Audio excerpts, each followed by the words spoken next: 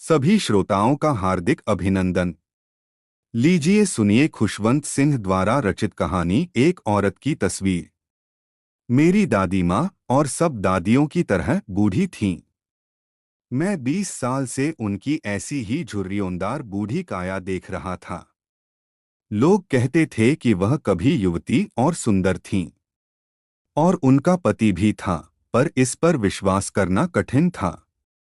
मेरे दादा का चित्र बाहर के बड़े कमरे में दीवार पर लगा था। वे दीले से कपड़े पहने थे और सिर पर बड़ी पगड़ी थी। लंबी सफेद दाढ़ी सीने पर नीचे तक फैली थी और वे कम से कम 100 वर्ष के लगते थे। वे ऐसे नहीं लगते थे जिनके एक पत्नी और कई बच्चे भी थे। ऐसे लगते थे जिनके ढेर सारे एक औरत पोते पोतियां ही हो सकते थे। और दादी के बारे में तो यह विचार कि वह कभी सुंदर और जवान भी रही होंगी एकदम गलत लगता था। वह की तस्वीर अक्सर हमें बताती थी कि बचपन में वह क्या खेला करती थीं। उनके ये विचार हमें बहुत बेहुदा और भौंडे लगते थे और हम ये बातें उनकी सुनाई देवी देवताओं और मसीहों की कहानियों की तरह सुनकर भूल जाते थे। उनका कद हमेशा छोटा, शरीर मोटा और कमर झुकी झुकी रहती थी। उनके चेहरे पर एक दूसरे को काटती बहुत सी झुर्रियां थीं जो हर जगह से निकलकर हर किसी जगह तक दौड़ती नजर आती थीं। हमारा मानना था कि वह हमेशा ऐसी ही थीं। वह बूढ़ी थीं, बहुत ज्यादा बूढ़ी, इतनी ज्यादा कि और बूढ़ी हो ही नहीं सकती थीं और पिछले 20 साल से ऐसी ही बनी रही थीं। वह सुंदर तो हो ही नहीं सकती थीं, अच्छी जरूर लगती रही होंगी। वह झक सफेद कपड़े पहने घर भर में उचकुचक घूमती रहती थीं। एक हाथ कमर पर रखे कि संतुलन बना रहे और दूसरे में सुमिरनी जिसे वह हमेशा जपती रहती थीं। उनके चांदी की तरह चमकते बाल पीले टेढ़मेढ़े चेहरे पर बेतरतीब फैले होते और होठों से भजन बुदबुदाती रहती थीं। हाँ, वह बहुत अच्छी लगती थीं। वह पहाड़ों पर सर्दी के दृश्य की तरह थीं, चारों तरफ सफेद बर्फ से ढंकी, जो शांति और संतोष की भावना जगाती है। दादी माँ और मैं बहुत अच्छे मित्र थे। मेरे माता पिता जब शहर रहने गए तो मुझे उनके पास छोड़ गए थे और हम हमेशा साथ रहते थे। वह सवेरे मुझे जगाती और स्कूल के लिए तैयार करती। मुझे नहलाते धुलाते और कपड़े पहनाते समय वह मीठी आवाज में प्रार्थना इस तरह गुनगुनाती रहती जिससे वह मुझे भी याद हो जाए। मुझे उनकी आवाज अच्छी लगती थी इसलिए मैं सुनता तो रहता, लेकिन मैंने याद करने की जहमत नहीं मोल ली। फिर वह मेरी लकड़ी की पड़ी लाती जिसे उसने पहले ही साफ करके और खड़िया से पोत कर रखा होता था, और सरकंडे की कलम और मिट्टी का बुदका सब एक थैले में रखकर मुझे पकड़ा देती। इसके बाद हम शाम की रखी बासी रोटी पर जरा सा घी और शक्कर चुपड़कर नाश्ता करते और स्कूल के लिए चल पड़ते। वह कुछ और बासी रोटियां साथ रखतीं जिन्हें वह रास्ते के कुत्तों को खिलाती चलती थीं। दादी माँ मेरे साथ हमेशा स्कूल इसलिए जाती थीं क्योंकि वह गुरुद्वारे का ही हिस्सा था। ग्रंथी हमें वर्णमाला और सवेरे की प्रार्थना सिखाता था। हम बच्चे वरांडे में दोनों तरफ कतार बनाकर बैठ जाते और गाने के स्वर में वर्णमाला या प्रार्थना दोहराते रहते और दादी माँ भीतर जाकर ग्रंथ साहब का पाठ करतीं। जब दोनों का काम पूरा हो जाता हम एक साथ वापस घर लौटते। इस दफा गांव के कुत्ते गुरुद्वारे के दरवाजे पर हमें मिलते। वे हमारे पीछे चलते, दादी माँ द्वारा फेंकी जाने वाली रोटियों के लिए लड़ते झगड़ते घर तक आते। जब हमारे माता पिता शहर में आराम से रहने लगे तब उन्होंने हमें भी बुला भेजा। अब हमारी घनिष्ठता खत्म हो गई।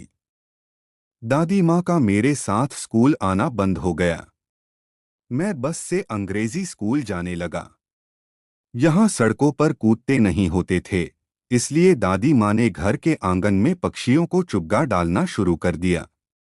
समय बीतने के साथ हमारा मिलना जुलना भी कम होने लगा। कुछ दिन तक तो वह मुझे सवेरे जगाकर स्कूल जाने के लिए तैयार करती रहीं। जब मैं घर लौटता तो वह पूछती कि आज गुरुजी ने क्या सिखाया है। मैं उन्हें अंग्रेजी के शब्द बताता और पश्चिमी विज्ञान तथा शिक्षा की बातें, जैसे आकर्षण का सिद्धांत, आर्किमिडीज का नियम, दुनिया गोल है वगैरह समझाकर बताता। लेकिन यह उन्हें अच्छा नहीं लगता था। इसमें वह मेरी बिल्कुल मदद नहीं कर सकती थीं। अंग्रेजी स्कूल में पढ़ाई जाने वाली ये बातें उन्हें बेकार लगती थीं और उन्हें दुख होता कि यहाँ भगवान और धर्म के बारे में कुछ क्यों नहीं बताया जाता। एक दिन मैंने बताया कि अब हमें संगीत भी सिखाया जाने लगा है। इससे उन्हें बड़ी परेशानी हुई।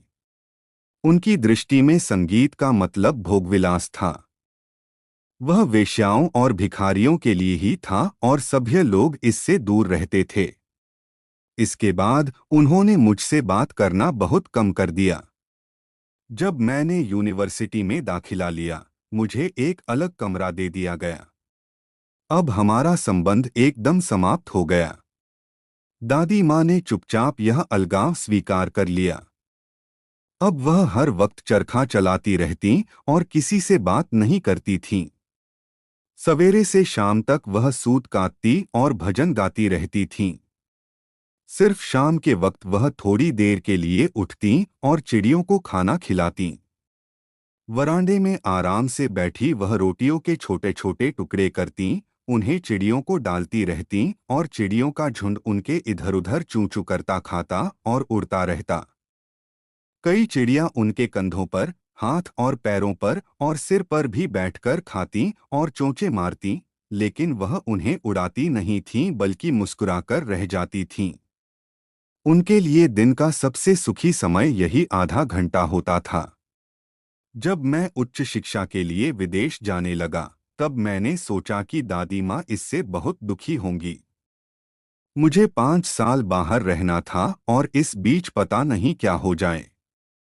लेकिन दादी माँ ज्यों की त्यों रहीं। उन्होंने कोई दुख नहीं प्रकट किया।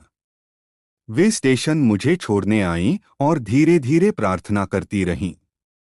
उनके हाथ में माला थी, जिसे वह चुपचाप जपती रहीं। उन्होंने मेरा माथा चूमा और जब मैं चलने लगा तो मुझे लगा कि उनका यह चुंबन मेरे लिए कितना कीमती है। लेकिन मैं जो सोचता था वह नहीं हुआ।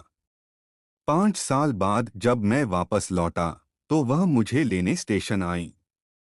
वे उतनी ही बूढ़ी लग रही थीं जितनी मेरे जाने के दिन थीं, उससे एक दिन भी ज्यादा नहीं।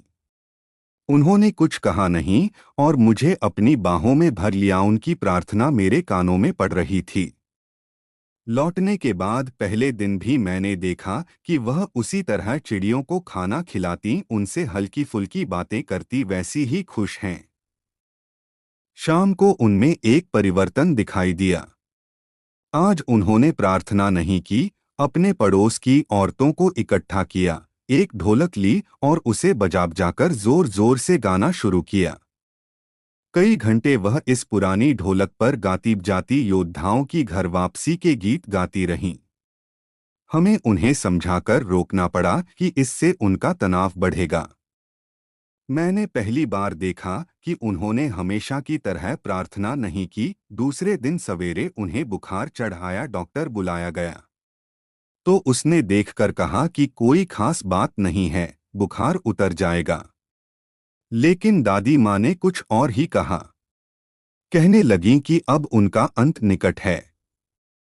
उन्होंने कहा कि कई घंटे से प्रार्थना नहीं की है, इसलिए अब वह किसी से बात नहीं करेंगी बल्कि सारा समय प्रार्थना में ही बिताएंगी। हमने इसका विरोध किया, लेकिन हमारी बातों को नजरअंदाज करके वह शांतिपूर्वक खाट पर लेटी चुपचाप सुमिरन फेरती प्रार्थना करती रहीं। हमारी उम्मीद से पहले ही उनके होंठ अचानक बंद हो गए, सुमिरनी हाथ से गिर पड़ी और आंखें बंद हो गई। उनका चेहरा हल्का पीला पड़ गया और हम समझ गए कि वह नहीं रही हैं। हमने उन्हें बिस्तर से उठाया और जैसी प्रथा है धरती पर रख दिया और उनके शरीर पर एक कपड़ा डाल दिया। कुछ घंटे शोक मनाने के बाद हम उनके दाह संस्कार की तैयारी करने लगे। शाम हुई तो हम लकड़ी की एक टिकटी लेकर उनके कमरे में गए। सूरज डूब रहा था और उसकी सुनहरी रोशनी वरांडे तक फैली हुई थी।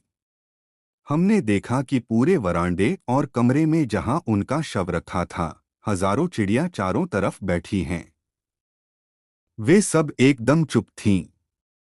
मेरी माँ उनके लिए रोटियां लेकर आईं और जिस तरह दादी माँ उनके टुकड़े टुकड़े करके उनके सामने डालती थीं, उसी तरह वह भी करने लगीं। लेकिन चिड़ियों ने उन पर ध्यान नहीं दिया। जब हम दादी माँ की अर्थी उठाकर बाहर लाए, तब वे चुपचाप उड़ गईं। दूसरे दिन सवेरे भंगी ने रोटी के वे टुकड़े इकट्ठा किए और कूड़ेदान में डाल दिए।